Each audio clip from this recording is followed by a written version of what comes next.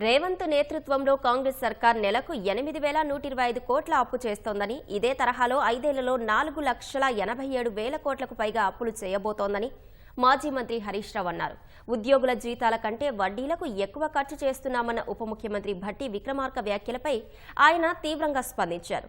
ప్రతి నెల జీతాలు ఎంత, ప్రభుత్వం కట్టే వడ్డీ ఎంతో శ్వేతపత్రం విడుదల చేయాలని సవాల్ చేశారు.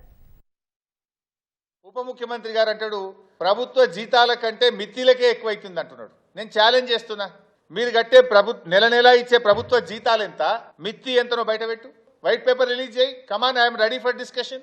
8 నెలల్లో రేవంత్ రెడ్డి గారు ప్రభుత్వం చేసిన అప్పు ఎంత పైసా? 65,000 కోట్లు. 8 నెలల కాంగ్రెస్ ప్రభుత్వం చేసిన అప్పు 65,000 కోట్లు. అంటే నెలకు రమారమి ఎంత? 8,125 కోట్లు. ఒక నెలకు 8,125 కోట్లు. అంటే నువ్వు 5 ఏళ్లలో చేసే అప్పు ఎంత అన్నట్టు ఈ లెక్కన 4,87,500 కోట్లు అప్పు చేయబోతున్నావు నువ్వు 5 ఏళ్లలో.